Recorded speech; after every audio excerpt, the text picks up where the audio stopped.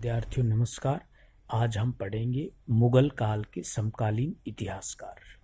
मुगल कालीन समकालीन स्रोतों को निम्न दो भागों में हम बांट सकते हैं। पहला फारसी तारीखें, दूसरा विदेशी यात्रियों के वृत्तांत।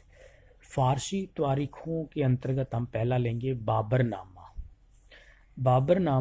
बाबर द्वारा इसे तुर्की भाषा में लिखा गया था।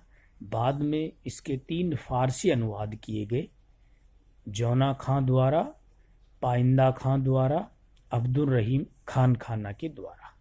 बाबरनामा का तुर्की से सीधा अंग्रेजी अनुवाद मिसेज बेवरिज द्वारा किया गया। बाबरनामा से बाबर के जीवन व उसके कार्यों के बारे में विस्तृत जानकारी मिलती है। बाबर के आक्रमण के समय भारत की राजनीतिक, आर्थिक, सामाजिक व भौगोलिक स्थिति की भी विस्तृत जानकारी हमें प्राप्त होती है। जैसे भारत की राजनीतिक स्थिति का वर्णन करते हुए बाबर ने लिखा है कि भारत उस समय राजनीतिक दृष्टि से संगठित नहीं था और भारत 5 मुस्लिम राज्यों व 2 हिंदू राज्यों में बटा हुआ था। मालवा, गुजरात, दिल्ली, बंगाल, मेवाड़, विजयनगर। इसी तरह भारत की आर्थिक स्थिति का वर्णन करते हुए बाबर ने लिखा है कि भारत की सबसे बड़ी विशेषता यह है कि यहाँ सोने व चांदी की बहुलता है और विभिन्न व्यवसायों को करने वाले लोग बड़ी मात्रा में उपलब्ध हैं, जो पीढ़ी दर पीढ़ी इस काम को करते हैं।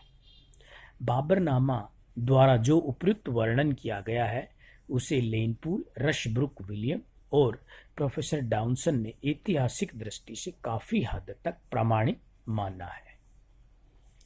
इसी तरह हम दूसरा ग्रंथ लेंगे मुगलकालीन स्रोतों के रूप में तारीख रशीदी। तारीख रशीदी की रचना फारसी भाषा में बाबर के मौसेरे भाई मिर्जा हैदर दौलत द्वारा की गई। इसमें मिर्जा हैदर ने बाबर व हुमायूं के शासनकाल की घटनाओं का उल्लेख किया है।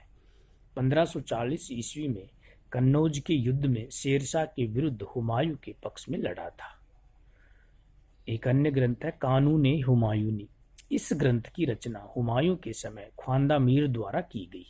प्रसन्न होकर हुमायूं ने इसे अमीर अखबार की उपाधि दी। इसमें से 1534 तक हुमायूं के शासनकाल की घटनाओं का उल्लेख है। हुमायूं द्वारा निर्मित नियम कायदे व प्रशासनिक नीतियों का सविस्तार से इसमें वर्णन किया गया है। फिर है हुमायूं नामा। गुलबदन बेगम के द्वारा ये लिखित है। अकबर के समय हुमायूं की सौतेली व हिंदाल की सगी बहन ने हुमायूं नामा लिखा, जिसमें उसने हुमायूं के जीवन के अंतरंग पक्ष व मुगल हरम की मर्म स्पर्शी व्यवस्था का वर्णन किया है। अब एक नेक्स्ट है जहांगीरनामा। जहांगीरनामा या तुजु के जहांगीरी मुगल सम्राट जहांगीर की फारसी भाषा में रचित आत्मकथा है। इसमें 1605 से 1622 तक का वर्णन मिलता है।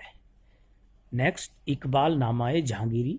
जहांगीर के समय उसके दरबारी इतिहासकार मुतमैद खां द्वारा लिखा गया। इस ग्रंथ में उसने जहांगीर के पूरे शासनकाल का वर्णन किया है। नेक्स्ट है वाकयात जहांगीरी हादी खां। इस ग्रंथ की रचना जहांगीर के समय हादी खां द्वारा की गई थी। इसमें उसने जहांगीर के पूरे शासनकाल का वर्णन किया है।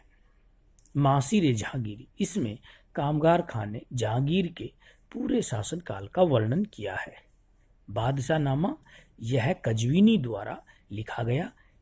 यह शाहजहां के आदेश पर लिखा गया था। इसमें शाहजहां के शासनकाल का वर्णन है। बाकी मुगल कालीन साहित्यिक स्रोतों और विदेशी यात्रियों का वृत्तांत हम अगले वीडियो में पढ़ेंगे। धन्यवाद।